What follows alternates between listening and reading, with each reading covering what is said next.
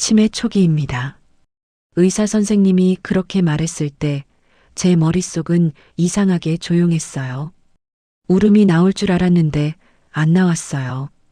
그냥 하얗게 비어버렸습니다. 병원 복도를 걸어 나오면서 손에 쥔 진단서를 봤습니다. 김영숙, 72세, 알츠하이머 의증, 경도 인지장애, 한자가 가득한 종이 한 장. 저는 그걸 가방에 구겨넣고 지하철을 탔어요. 집으로 가는 길인데 어디로 가는지 순간 헷갈렸습니다. 아, 이게 시작이구나. 저는 40년 넘게 라면 분식집을 했습니다. 동네 사람들은 저를 라면 이모라고 불렀어요. 국물 맛 하나는 기가 막힌다고. 손님들이 자주 하는 말이었습니다. 근데 몇 달 전부터 이상했어요. 분명히 똑같이 끓였는데 손님이 말하더라고요. 이모, 오늘 국물 간이 좀 센데요. 그래. 다시 맛을 봤는데 제 혀로는 똑같았어요. 근데 손님이 그렇게 말하니까 의심이 들기 시작했습니다. 내 혀가 이상한 건가? 내 감각이 무뎌진 건가? 그리고 더 무서운 일들이 생겼어요. 가게 문 잠그고 나왔는데 가스불 껐는지 기억이 안 나서 다시 올라갔습니다. 올라가 보니 꺼져 있었어요. 분명히 껐는데 기억이 안 나는 거예요. 단골 손님 이름도 가끔 헷갈렸습니다. 20년 넘게 온 사람인데 이름이 입에서 안 나왔어요. 제일 무서웠던 건 어느 날 길에서 멍하니 서 있는 저를 발견했을 때입니다. 여기가 어디지? 잠깐, 나 지금 뭐 하러 가는 거였지? 5분쯤 그렇게 서 있다가 정신을 차렸어요. 은행 가려고 나온 거였는데 그새 까먹었던 거예요. 그래서 병원에 갔습니다. 혼자 갔어요. 애들한테 말 안 했습니다. 걱정시키기 싫어서. 검사 받고 결과 듣고 진단서 받고 혼자 다 했어요. 집에 와서 가만히 앉아 있는데 전화가 왔습니다. 큰딸이었어요. 엄마, 저녁 뭐 드셨어요? 응, 김치찌개. 거짓말이었어요. 저녁을 먹었는지도 기억이 안 났거든요. 엄마 목소리 왜 그래요? 어디 아파요? 아니야, 괜찮아. 전화를 끊고 나서 한참 동안 그냥 앉아 있었습니다. 애들한테 말해야 하나? 말하면 뭐라고 할까? 엄마, 가게 이제 그만해요. 엄마, 요양원 알아볼까요? 그 말들이 벌써 들리는 것 같았어요. 며칠 뒤 둘째 아들이랑 큰딸이 가게로 찾아왔습니다. 엄마, 우리 얘기 좀 해요. 왜, 무슨 일인데? 둘이 서로 눈치를 보더니 큰딸이 입을 열었어요. 엄마, 요즘 좀 이상하시잖아요. 손님들한테 전화 왔어요. 엄마가 주문 받아놓고 까먹으신대요. 가슴이 철렁했습니다. 그래서 엄마, 병원 한번 가보시는 게 어때요? 벌써 갔다 왔다. 그 말에 둘이 놀란 얼굴로 저를 봤어요. 언제요? 지난주. 결과는요? 저는 한참 말이 안 나오다가 겨우 입을 열었습니다. 치매 초기래. 둘이 동시에 한숨 쉬는 소리가 들렸어요. 그 한숨 소리가 제 가슴을 후벼 팠습니다. 아, 애들도 알고 있었구나. 엄마가 이상하다는 거. 그날 저녁 애들은 이런 말을 했어요. 엄마, 이제 가게 정리하셔야 할 것 같아요. 요양원도 알아봐야죠. 혼자 사시면 위험해요. 그 말들이 하나하나 제 목을 조여왔습니다. 저는 고개를 저었어요. 아직 아니야. 엄마, 아직 내가 라면은 끓일 수 있어. 가게는 내가 알아서 할게. 애들이 더 뭔가 말하려다가 그냥 돌아갔습니다. 문 닫히는 소리가 유난히 크게 들렸어요. 혼자 남았습니다. 텅 빈 가게, 꺼진 불, 식어가는 육수 냄비, 그리고 치매 초기라는 진단서 한 장. 제가 뭘 잃어버리고 있는지는 모르겠는데 뭔가 빠져나가고 있다는 건 느껴졌어요. 기억도, 감각도, 사람들의 신뢰도. 그렇게 하나씩 빠져나가면 마지막엔 뭐가 남을까요? 며칠 뒤 우연히 주간보호센터 전단지를 봤습니다.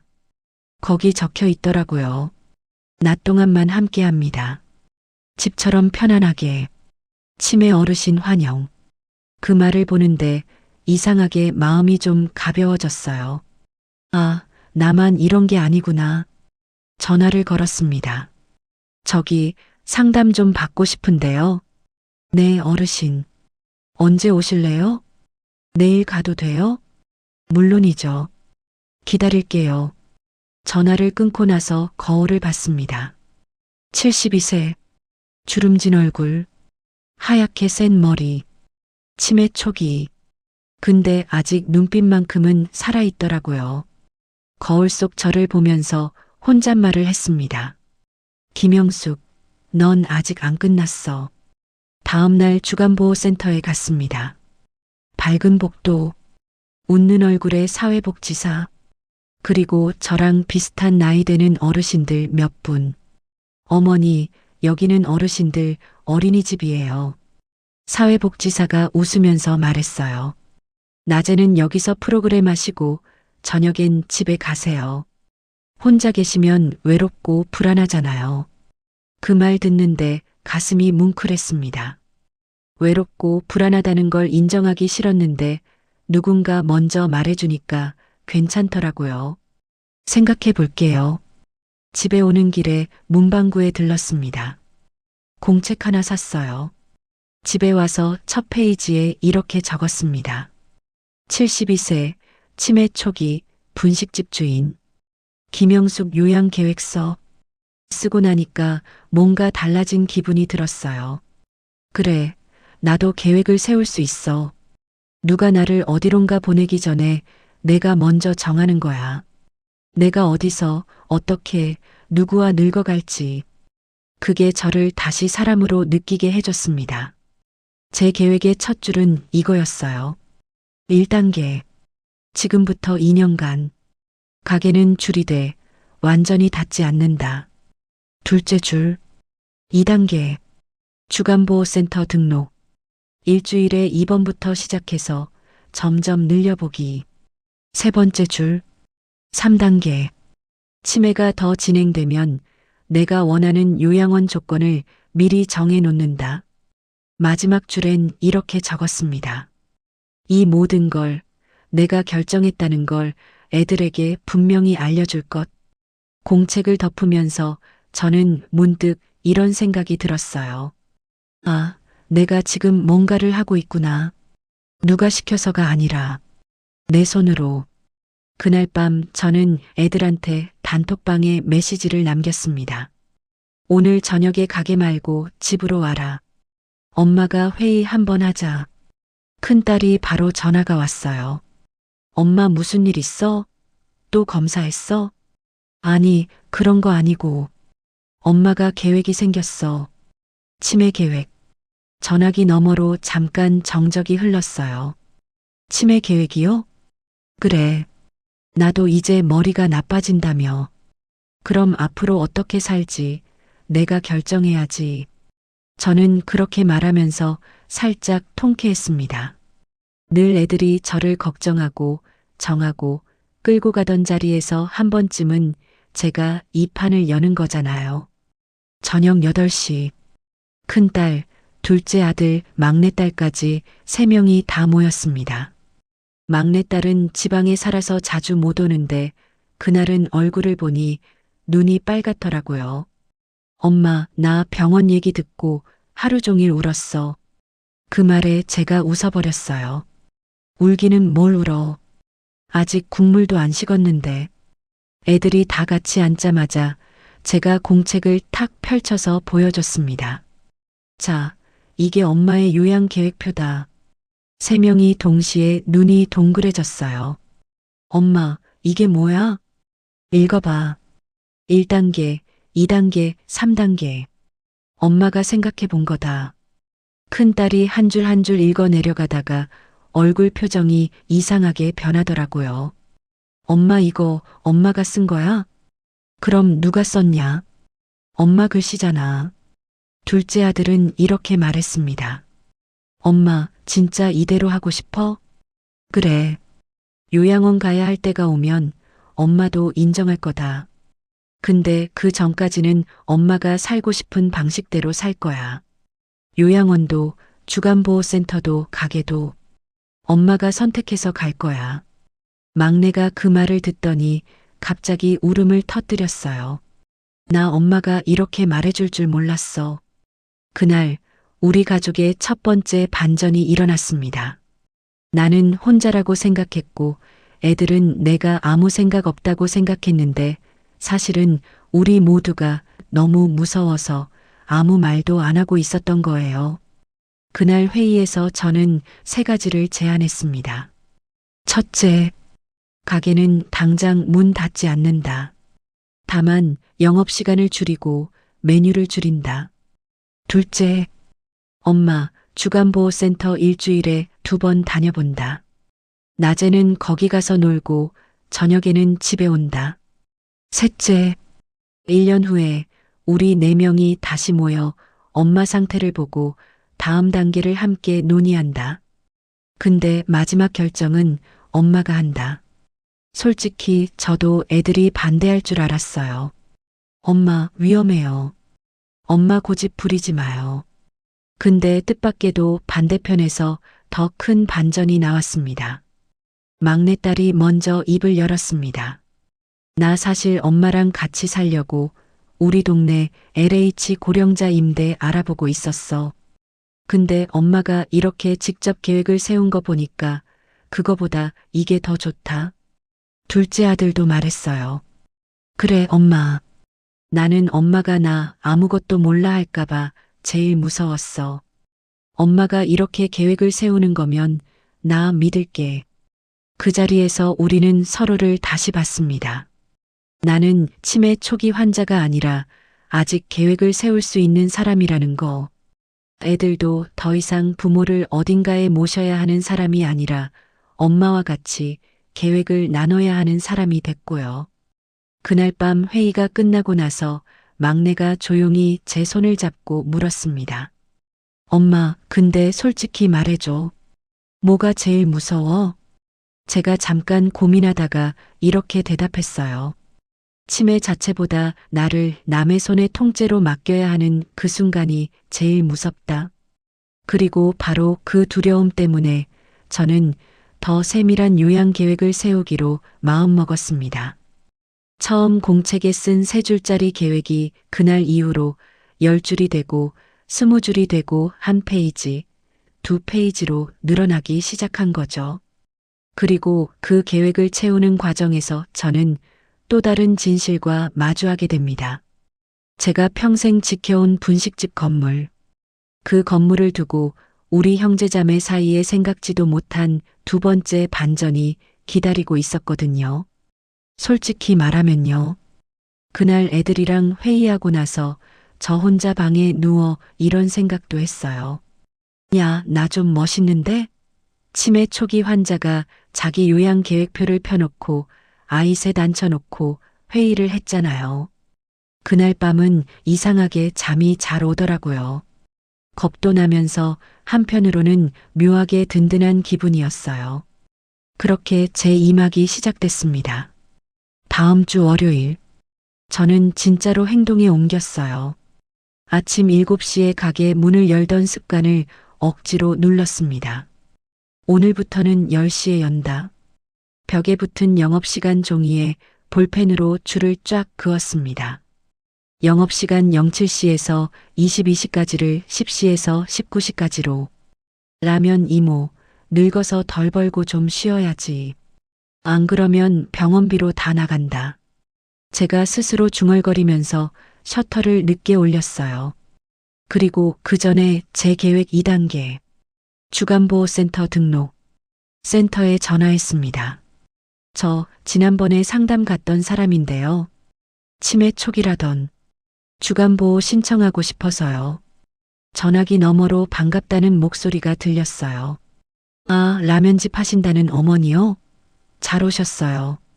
이번 주 수요일부터 오시겠어요? 예. 일주일에 2번만 수요일, 금요일. 그렇게 해볼게요. 전화를 끊고 나서 가만히 손을 봤습니다. 그래, 됐다. 첫걸음 떼었다. 여러분, 이게 별거 아닌 것 같죠? 근데 아픈 사람이 나는 아직 괜찮아 하는 사람이 스스로 도움받겠다고 손 드는 거. 이거 정말 어렵습니다. 치매보다 자존심이 더 무서워요. 수요일 아침, 나는 처음으로 환자가 되기 위해 집을 나섰습니다. 평소 같으면 앞치마 두르고 육수 냄비부터 올렸을 시간인데 그날은 가방을 메고 운동화 끈을 꽉 묶었어요. 나 놀러 간다. 입으로는 이렇게 말했지만 심장은 쿵쾅쿵쾅. 센터 문을 열자 밝은색 벽지, 커다란 시계, 탁자 위에 색연필이랑 두꺼운 종이들, 그리고 저랑 비슷한 나이 혹은 저보다 더 많은 어르신들이 10명 정도 앉아 계셨습니다. 어머니 오셨어요. 사회복지사 친구가 반갑게 맞아주더니 이렇게 소개를 하더라고요. 여기 새로 오신 김영숙 어르신입니다. 평생 라면 분식집 하셨대요. 국물 여왕이래요. 사람들이 와하고 쳐다봤어요. 오, 라면? 라면 좋지. 나 라면 좋아해. 갑자기 제가 다른 세상에 온 것 같지만 왠지 익숙한 말이 나왔습니다. 제가 끓인 라면 한번 먹어보셔야 하는데 어르신 하나가 웃으면서 이러는 거예요. 나도 옛날에 분식집 했어. 근데 손님이 밤에 꿈에 나와. 떡볶이 더 달라고. 그 말에 저도 빵 터졌습니다. 아, 여기 사람도 사람 사는 데구나. 첫 시간은 인지 훈련이었어요. 커다란 종이에 동그라미, 세모, 네모, 숫자 1부터 50까지 있는 종이를 나눠줬습니다. 자, 오늘은 순서대로 숫자 찾기 게임 할 거예요. 젊은 선생님이 웃으면서 말했어요. 처음엔 쉬운데 뒤로 가면 헷갈릴 수 있어요. 괜찮아요. 천천히 해보세요. 종이를 받는 순간 갑자기 병원 검사실이 떠올라서 손이 살짝 떨렸어요. 또 틀리면 어떡하지? 근데 옆에 앉은 할아버지가 이렇게 말하더라고요. 어려우면 같이 찾아요. 나도 맨날 헷갈려. 그 한마디에 나도 모르게 어깨가 내려갔습니다. 그래, 여기 있는 사람들. 다 나처럼 헷갈리는 사람들이구나. 혼자만 바보가 아닌 느낌. 그게 그렇게 위로가 되더라고요. 점심시간이 됐습니다. 오늘 메뉴는 콩나물국, 제육볶음, 김치, 호박나물. 밥은 고슬고슬하게 잘 됐고요. 밥을 받으려고 줄 서 있는데 갑자기 선생님이 이러는 거예요. 영숙 어머니, 나중에 여기서 라면 특강 한번 해주세요. 순간 가슴이 쿵했어요. 나 아직도 뭔가를 가르칠 수 있는 사람인가? 치매 진단받은 이후로 저는 저를 못하는 사람으로만 생각하고 있었거든요. 근데 누군가가 내게 뭘 해달라고 부탁을 하는 순간, 아, 나도 쓸모 있는 사람이구나. 이 느낌이 진짜로 저를 살렸습니다. 여러분, 혹시 이렇게 느껴본 적 있어요? 은퇴하고, 가게 접고, 애들 다 키우고 나니 아무도 나를 필요로 하지 않는 것 같은 기분. 저는 그 기분을 치매 진단과 동시에 2배로 느꼈거든요. 근데 주간보호센터에서 첫날에 그 말을 듣는 순간, 어머니, 라면 특강 해주세요. 그게 제게는 어머니, 아직 필요해요. 이런 말처럼 들렸어요. 그날 집에 돌아와서 저는 공책에 한 줄을 더 썼습니다. 주간보호센터에서 라면 특강 제안받음. 치매와도 내가 남에게 줄 수 있는 게 있다는 거 절대 잊지 말 것. 그리고 그 밑에 작게 이렇게 적었어요. 치매는 뺏기는 인생이 아니라 다른 방식으로 나눌 인생. 스스로 적어놓고 혼자 피식 웃었습니다. 야, 김영숙. 글 잘 쓴다. 여기까지만 들으면 참 예쁘죠. 치매 진단 내려도 계획 세우고 센터도 다니고 새 친구들도 만나고 근데 인생이 그렇게만 흘러가면 아침 드라마가 아니죠. 두 번째 반전은 전혀 예상 못한 곳에서 터졌습니다. 바로 제가 평생 지켜온 가게 건물 때문이었습니다. 제가 하는 분식집은 지하철역에서 조금 걸어 올라와야 되는 구식상가 건물 1층에 있어요. 건물 자체도 제 겁니다. 남편이 살아있을 때 둘이서 피땀 흘려 장사해서 은행 대출 받아서 산 거예요. 늙어서 이 건물에서 월세나 받고 살자. 그게 우리 부부의 꿈이었어요. 남편은 암으로 먼저 갔고 그 뒤로도 전라면 팔고 떡볶이 팔면서 위층, 옆가게에서 나오는 월세로 근근히 살았습니다. 그래서 제 마음속에는 이렇게 새겨져 있었어요. 이 건물만큼은 내 인생의 상처이자 훈장이다. 근데 사람 마음이 그런가 봐요. 내게 소중한 건 남에게도 돈으로 보이더라고요. 어느 날 토요일, 가게에 친정 막내 동생이 찾아왔습니다. 누나 안녕하셨어. 50대 후반. 입은 옷은 말끔한데 어딘가 촉이 센 느낌. 이 동생은 평생 사업한다고 설치다가 여기저기 망한 사람이었어요. 빌려준 돈만 해도 꽤 됩니다. 웬일이냐? 라면 먹으러 왔냐? 아이고, 누나 라면은 맨날 생각나지. 근데 오늘은 얘기도 좀 하려고. 이때부터 느낌이 쎄했어야 했는데 그날은 손님이 많아서 그냥 라면부터 끓여줬습니다. 둘이 그릇 앞에 마주 앉아서 후후 불며 라면을 먹는데 동생이 숟가락을 내려놓더니 슬쩍 말을 꺼내더라고요. 누나 건강은 괜찮으셔? 뭐 그냥 그렇지. 나이가 나이니까. 들었어. 큰 조카한테 병원에서 뭐라 그랬다며. 순간 뒤통수를 얻어맞은 기분이 들었습니다. 야, 그걸 왜 내가 알아? 조카들끼리 단톡방 있더라고. 나도 초대해줬어. 누나 걱정된다고. 입술이 바짝 마르더군요. 그래서 뭐. 동생이 그때 대수롭지 않다는 얼굴로 이렇게 말했어요. 누나, 나쁘게 듣지 말고 들어.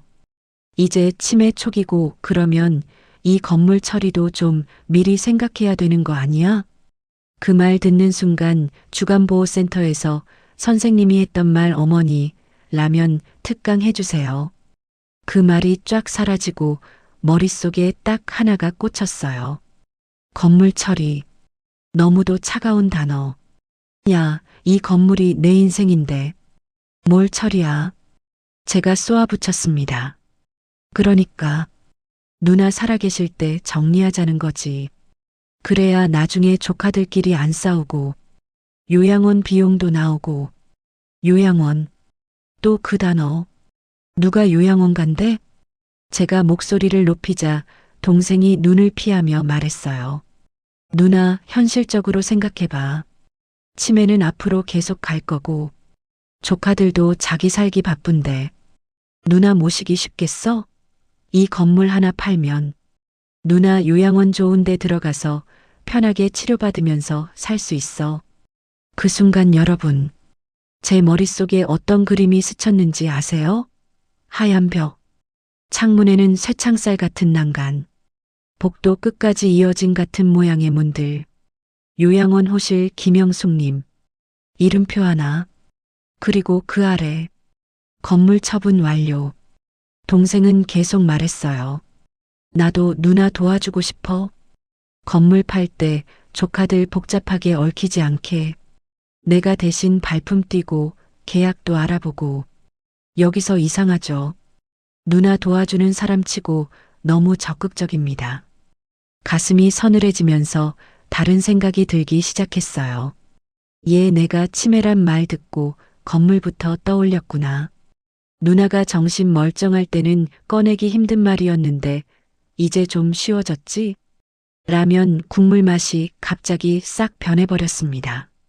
아까까지만 해도 담백하고 진한 내 국물이었는데 지금은 입안에서 쓴맛만 올라왔어요. 여러분, 혹시 이런 경험 있으세요? 몸이 아프거나 상태가 안 좋아지면 사람들이 나를 나로 보기보다 재산, 부담, 문제로 보기 시작하는 순간 그걸 제일 먼저 알아채는 사람은 당사자입니다. 동생은 계속 떠들어댔어요. 누나, 나쁘게 듣지 마. 누나 생각해서 하는 말이야. 지금 정신 있을 때 빨리 팔자니까. 너도 힘들고 내 통장도 힘들겠지. 저도 모르게 그 말이 튀어나왔습니다. 너도 힘들고 내 통장도 힘들겠지. 동생 얼굴에 순간적으로 스치는 표정, 부끄러움, 당황, 짜증 다 보였습니다. 그날 밤 집에 와서 공책을 또 펼쳤어요. 4단계. 건물에 대한 내 계획을 지금부터 미리 세운다. 그 아래에 이렇게 적었습니다. 동생에게 건물 처분 권한 절대 주지 말 것. 그리고 한 줄 더. 치매가 있어도 내 재산은 내 뜻대로. 쓸 때는 씁쓸했지만 이게 현실이더라고요.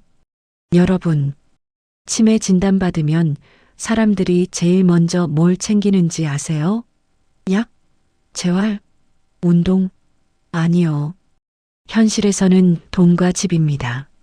며칠 후 이제는 더 큰 일이 터졌습니다. 토요일 저녁, 가게 문 닫고 집에 오니 큰딸이 제 방에 와서 말하더라고요. 엄마, 우리 솔직하게 얘기하자. 왜 또 뭔데? 외삼촌이 오늘 나한테 전화했어. 그래서 건물 이야기. 속이 갑자기 울렁거렸어요. 뭐라디? 엄마 정신 더 나빠지기 전에 빨리 팔아야 한다고. 그리고 그 수익을 우리 형제들이랑 외삼촌이랑 나누는 게 맞다고. 뭐? 순간 제가 소리를 질렀습니다. 누구 맘대로? 큰딸이 급히 저를 진정시키려 했어요. 엄마, 진정해. 나도 그 말 듣고 화났어. 그래서 외삼촌한테 뭐라고 했는지 알아? 뭐라 그랬는데? 엄마 아직 국물 끓이시는 분이라고. 치매 초기라고 해서 생각 못하는 사람 아니라고. 건물 얘기는 엄마가 할 거라고. 우리도 안 낀다고. 그 말을 듣는 순간 동생 전화보다 더 큰 전류가 온몸을 훑고 지나갔어요. 눈물이 핑 돌았어요. 정말 그렇게 말했어?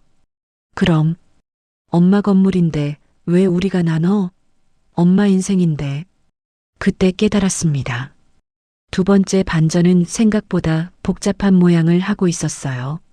내 동생의 욕심, 내 자식의 입장, 그리고 내 머릿속에서 점점 커져가는 두려움. 그 사이에 나는 어디에 서 있을 것인가. 이게 진짜 문제였던 거죠. 여러분, 여기서 잠깐만 제 얘기를 멈추고 당신께 여쭤볼게요. 혹시 지금 당신 부모님이 가진 집 혹은 당신이 가진 집과 가게 때문에 형제끼리 괜히 마음이 불편해진 적 있으세요? 혹은 부모님이 아프다는 이유로 이제 집은 이렇게 정리해야지. 이제 재산은 이렇게 나눠야지. 이야기부터 먼저 꺼낸 사람 주변에 있었나요? 치매는 단지 기억만 잃게 하는 병이 아닙니다. 사람들 마음속에 숨겨져 있던 욕심과 두려움을 그냥 있는 그대로 드러나게 만들어버려요. 좋든 나쁘든. 그날 밤 큰딸이 돌아가고 나서 저는 가만히 앉아서 생각했습니다. 그래, 동생은 저럴 수 있어. 평생 돈궁한 사람이었으니까. 근데 내 애들이 내 뜻을 존중해 준다는 건 이건 내가 아직 엄마라는 증거구나. 그리고 마음속에서 또 다른 결심이 생겼어요. 그래, 내 요양계획에 건물 계획도 넣자. 그래서 다음날 대한법률구조공단, 노인복지관, 주민센터 이 세 군데에 전화를 돌렸습니다. 저 치매 초기인데요. 제 재산을 제가 원하는 대로 정리하려면 미리 뭘 해야 하죠? 수화기 너머에서 조금 놀란 기색이 느껴졌어요. 어머니, 요즘 그런 상담 많아요. 미리 유언장 쓰시는 분들도 있고, 신탁을 하시는 분들도 있고, 후견인 제도를 미리 지정하시는 분도 있고요. 후견인, 또 하나 처음 듣는 단어. 후견인이라는 건 뭐예요? 어르신이 나중에 판단 능력이 더 떨어졌을 때 대신 계약하고 대신 결정을 도와주는 사람입니다. 가족일 수도 있고 제3자일 수도 있고요. 나는 그 설명을 들으면서 머릿속으로 이런 그림을 그렸어요. 만약 내가 후견을 받아야 하는 날이 오면 그때 내 옆에 누가 서 있으면 좋을까? 외삼촌? 아니야. 쟤는 건물부터 생각할 놈이야. 애들도 각자 삶이 있는데 내 재산 문제까지 다 짊어지게 하고 싶진 않았어요. 문득 주간보호센터 사회복지사 얼굴이 떠올랐습니다. 저 친구처럼 나를 환자가 아니라 사람으로 보는 사람이 내 선택 옆에 있어줬으면 좋겠다. 그때 깨달았습니다. 내 요양 계획은 병원, 센터, 요양원 순서만 정하는 게 아니라 누구와 함께 있을 것인가를 정하는 계획이기도 하다는 거요. 병원은 의사, 센터는 사회복지사, 요양원은 간호사와 요양보호사, 그리고 그 옆에 내 자식들, 내 동생들, 내 친구들, 그 중에서 내 편이 누군지 미리 골라놓는 것도 치매 초기인 내가 할 수 있는 아주 중요한 숙제라는 걸. 그렇게 하나씩 현실과 감정이 뒤섞인 가운데 제 요양 계획표는 점점 살을 붙여갔습니다. 1단계, 영업시간 줄이기. 2단계, 주간보호센터 주 2회. 3단계, 1년마다 가족회의. 내 상태, 내 계획 다시 점검. 4단계, 건물에 대한 내 뜻을 문서로 남길 것. 5단계, 치매가 더 진행될 경우 내가 받아들이는 요양원 조건 미리 적어둘 것. 그리고 새로 적은 6단계. 6단계, 내가 나를 끝까지 존중해 줄 사람들을 곁에 둘 것. 나를 돈이나 짐으로 보는 사람이 아니라 라면, 이모였던 나를 기억해 줄 사람. 저는 마지막 줄에 조용히 이름을 적었습니다. 첫째 딸 이름, 둘째 아들 이름, 막내딸 이름, 그리고 한 사람 더. 주간보호센터 사회복지사 이름. 적고 나니까 이상하게 안심이 됐어요. 주간보호센터에서도 내 이야기는 슬슬 소문이 났습니다. 라면 이모가 요양 계획 세운 사람이라며? 건물 팔아서 요양원비 쓰는 게 아니라 거길 그냥 자기 요양원으로 만든대. 어르신들이 수군수군. 어느 날 사회복지사가 조용히 묻더라고요. 어머니, 진짜 건물에 라면 이모 복지관 만드실 거예요? 그럼. 왜요? 제가 한참 생각하다가 이렇게 말했어요. 나도 누군가한테는 짐일 수 있지. 근데 마지막까지 누군가에게 따뜻한 국물 한 그릇으로 기억되고 싶어서 그렇게 평온하게 하루하루가 지나가는 줄 알았습니다. 주간보호센터 다니고 가게도 시간 줄여서 하고 애들이랑 한 달에 한 번씩 밥 먹고 공책에 계획 하나씩 더 적어 넣고 그렇게 천천히 늙어가는 줄 알았어요. 근데 인생이란 게 정말 웃겨요. 나는 내 치매와 요양만 생각하느라 정신이 없었는데 어느 날 갑자기 막내 동생이 뇌졸중으로 쓰러졌다는 소식이 들렸거든요. 전화를 받는 순간 제일 먼저 든 생각이 뭐였는지 아세요? 어디가? 건물 욕심내더니 벌 받았네. 참 못됐죠. 근데 진짜 그 생각이 먼저 스치더라고요. 그러고 나서 두 번째 생각이 들었습니다. 야, 나보다 먼저 누웠네. 웃기면서도 가슴이 서늘해졌어요. 나는 치매, 쟤는 뇌졸중. 이제 우리 남매는 누가 더 오래 버티냐가 아니라 누가 더 어떤 식으로 버티냐를 고민해야 하는 나이가 된 거예요. 병원에 갔습니다. 침대에 누워있는 막내를 보는데 말도 제대로 못하고 얼굴 한쪽이 살짝 내려앉아 있더라고요. 누나, 제 이름 부르려다가 혀가 제대로 안 돌아가요. 그거 보니까 이상하게 옛날 생각이 났습니다. 우리가 어릴 때 막내가 항상 뒤에서 쫓아다니면서 누나 나도 누나, 나도. 이러던 모습, 게임할 때도, 간식 먹을 때도, 밖에 놀러 갈 때도, 누나, 나도. 그 꼬맹이가 지금은 침대에서 누나. 소리도 제대로 못 내고 있는 거예요. 순간 속에서 올라오던 그래, 너 잘되게 생겼다. 이 약한 마음이 확 꺼져버렸습니다. 야, 나다. 제가 침대 옆으로 다가가서 손을 잡았습니다. 뜨끈뜨끈한 손. 피가 아직 살아있다는 증거죠. 누나 미안. 동생이 겨우 그 말부터 하더라고요. 뭐가 미안한데, 임마. 일부러 퉁명스럽게 말했어요. 울컥할까봐. 건 물 그렇게 말한 거.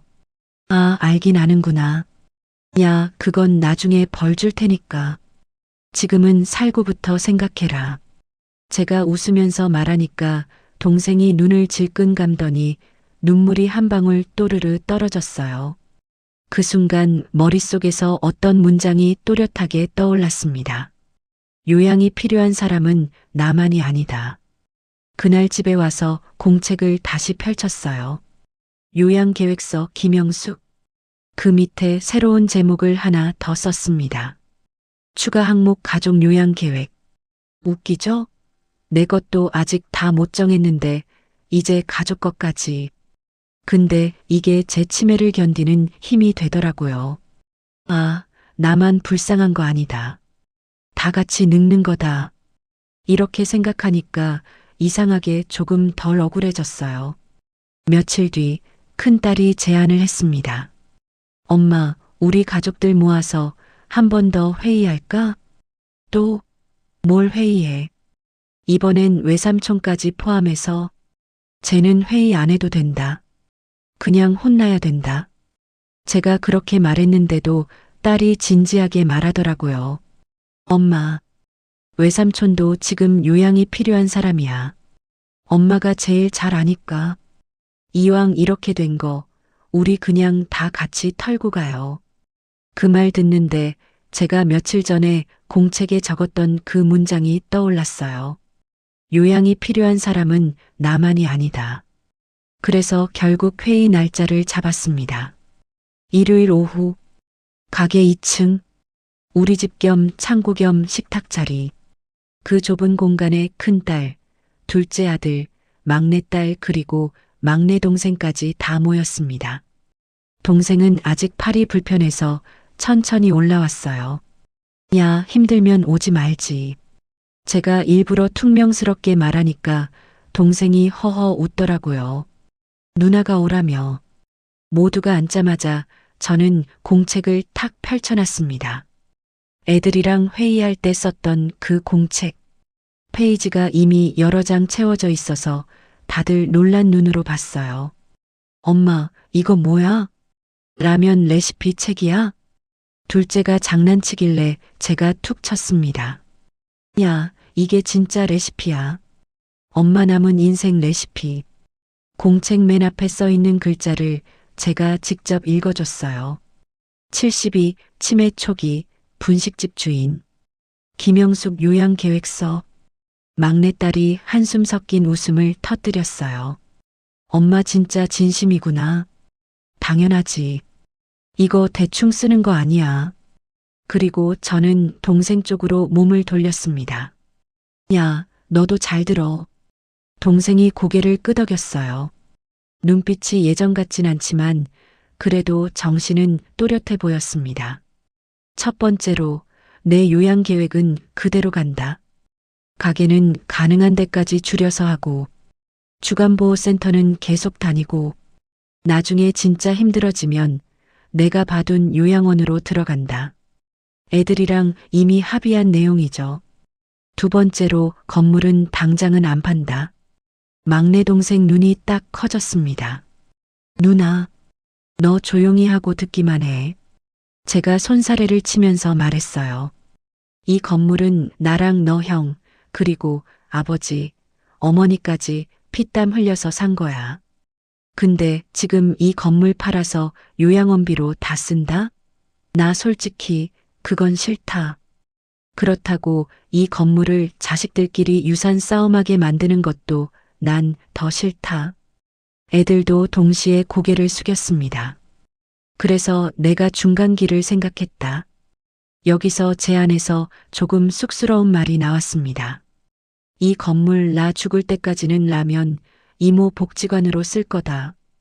예. 세 명이 동시에 쳐다봤어요. 막내 동생까지 눈이 동그래졌습니다. 라면 뭐? 라면 이모 복지관. 제가 천천히 설명했어요. 1층은 지금처럼 분식집. 근데 메뉴 줄여서 라면, 김밥, 떡볶이만.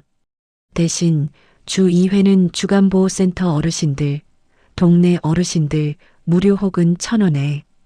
이게 내 마지막 장사야. 그리고 2층은 동네 어르신들 모임방.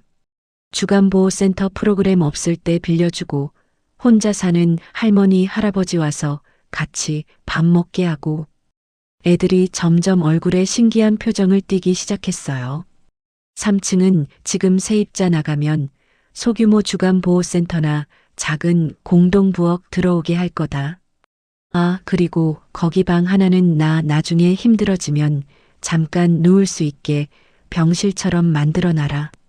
둘째가 웃음을 터뜨렸어요. 엄마, 그러면 엄마 요양원 안 가고 여기서 요양하는 거잖아. 그래. 이 건물 자체가 내 요양원이 되는 거지. 제가 일부러 허풍 섞어서 말했습니다. 내가 왜 남이 만든 요양원만 골라야 돼? 내 평생을 바친 건물이 있는데. 여길 내 방식대로 요양원처럼 만들어 쓰고 가면 되지. 막내 동생이 힘겹게 손을 들었습니다. 누나, 그럼 나는? 너? 제가 동생을 바라봤어요. 야, 너도 요양해야지. 동생이 어리둥절한 표정으로 저를 봤습니다. 너도 나처럼 주간보호 다녀. 일단 재활 열심히 하고, 걷고 말하고, 그러다가 상가 계단 힘들면 1층에 내려와서 내가 끓인 라면 먹고 가. 돈은 반값만 내. 제가 장난스럽게 말하니까 동생이 눈물이 고였습니다. 미안해. 뭐가 그렇게 미안한데. 욕심낸 거? 야, 사람은 다 욕심내고 산다. 치매 와서 겁나니까 급해졌겠지. 제가 한숨을 쉬면서 말했어요. 근데 내가 나한테 욕심낸 건 건물이 아니야. 내 입장에서는 요양비가 필요했던 거야. 그걸 너무 잘 아니까 나도 화만 내고 끝낼 수가 없더라. 방안 공기가 조금 풀어졌습니다. 막내딸이 손을 들었어요. 엄마, 근데 건물 나중엔 어떻게 할 건데? 엄마도 언젠간 떠날 거잖아. 직설적이죠?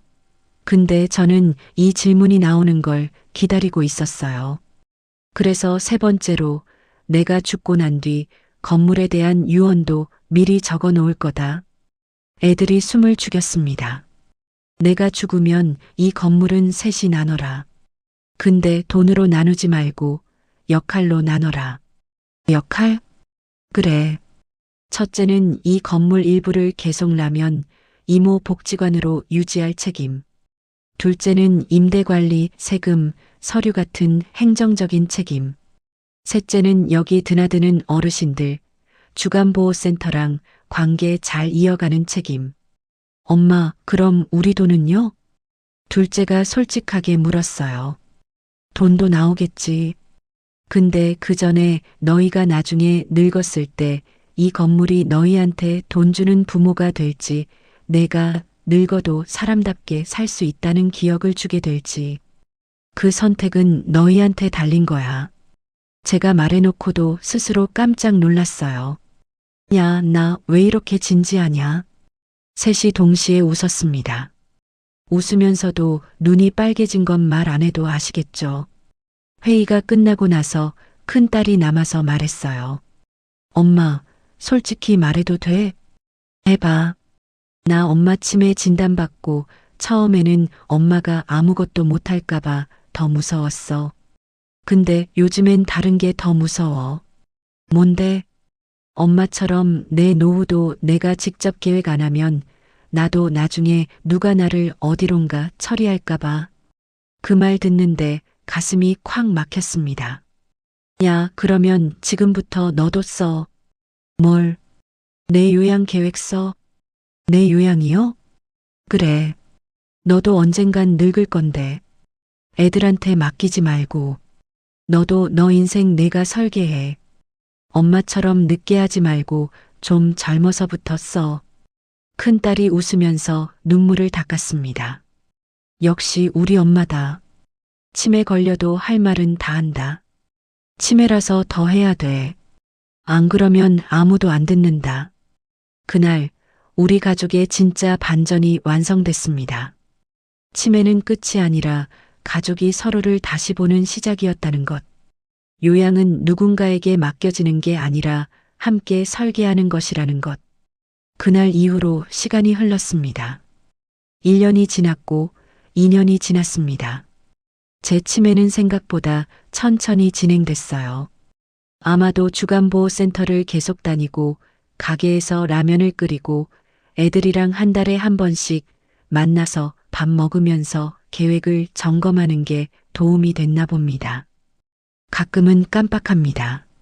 손님 이름을 잊고 어제 먹은 반찬이 기억 안 나고 열쇠를 어디 뒀는지 찾아 헤매기도 해요. 근데 이상하게 라면 육수 맛은 잊어버리지 않더라고요. 손이 기억하는 건가 봅니다. 40년 넘게 같은 동작을 반복하면 몸이 알아서 움직이나 봐요. 건물 1층 분식집 간판 옆에 작은 팻말이 하나 붙었습니다. 라면 이모 복지관. 매주 수요일, 금요일 오후 2시. 동네 어르신 무료. 처음엔 장난처럼 시작한 일이었는데 소문이 나면서 사람들이 하나둘 오기 시작했어요.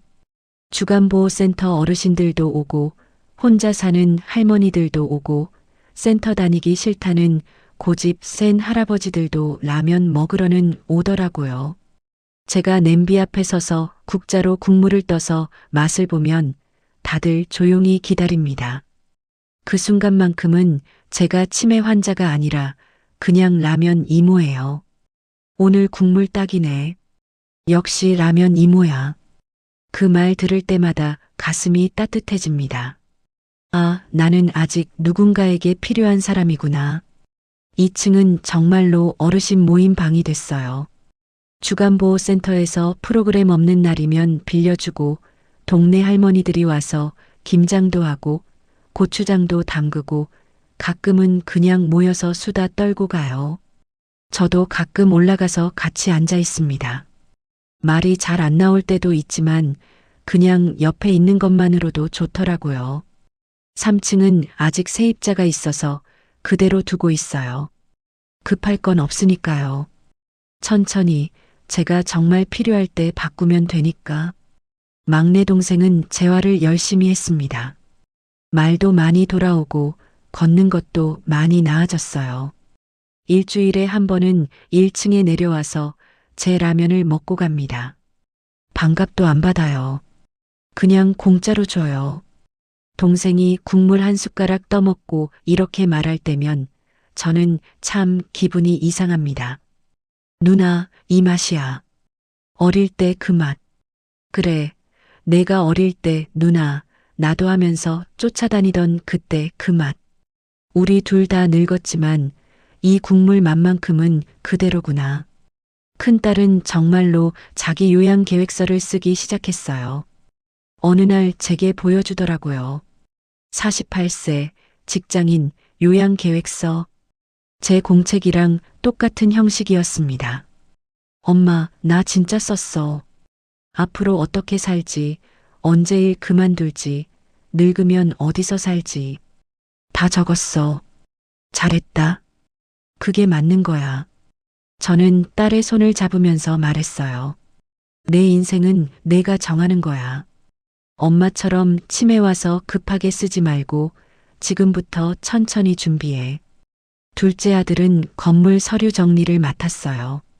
세금이며 임대차 계약이며 꼼꼼하게 챙기더라고요.